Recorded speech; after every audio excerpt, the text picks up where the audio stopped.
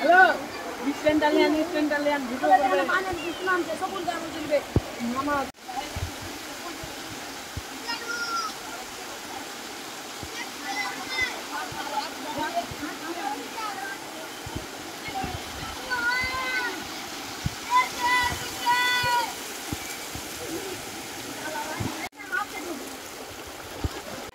এই যে বন্যার এত স্পিডে জল বাড়ছে আমাদের, এই যে এত বড় স্রোত ঝর্ণার মতো মনে হচ্ছে যে বন্যা এমন লেগেছে যে মানে খুব বড় সড়ো বন্যা মনে হচ্ছে আমাদের এইদিকে। আমরা গতদিন বলেছিলাম আমাদের ভিডিওতে যে খুব মানে রাতের মধ্যে চলে আসবে, আমাদের এমদাদুল ছিল একটু পরে আসছে, ও বলেছিল যে রাতের মধ্যে বন্যা আসবে, কিন্তু রাত তো পেরিয়ে গেছে, রাত পেরিয়ে কিন্তু সকাল থেকে এত পরিমাণে জল বেড়েছে নদীর, এইদিকে অনেক সব দেখতে এসছে যে কী অবস্থা।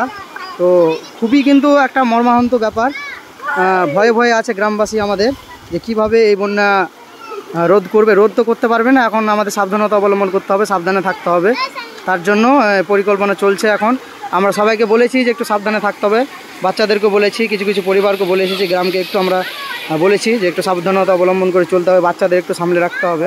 তুই তো কাল থেকে দেখছিস বন্যা আসছে, তাই তো? হ্যাঁ, পুরো গ্রাম ভেসে যাচ্ছে। তো কি এই যে এত জোরে যে বন্যাটা, এই যে খালটা পুরো ভর্তি হয়ে যাবে, তো তারপরে আমাদের গ্রামে ঢুকবে আবার ওই সাইডটাতে, ওইদিকে ঢুকবে, তো কি মনে হচ্ছে যে মানে বন্যা খুবই হবে না অল্প স্বল্প? হবে যে এরকম ভাবে তোমার একদিনে পানি বাড়ছে, আচ্ছা, ভালো পানি হয়ে যাবে, মানে বানটা ভালো বড় হবে মনে হচ্ছে।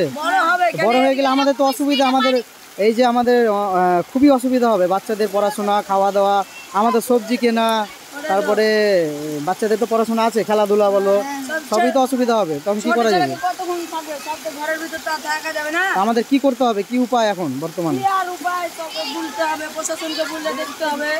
আর আমাদের কি সাবধানতা অবলম্বন করতে হবে, তাই তো? সব ছেলেপিলেকে ঘরে ঠিক আছে। রাখা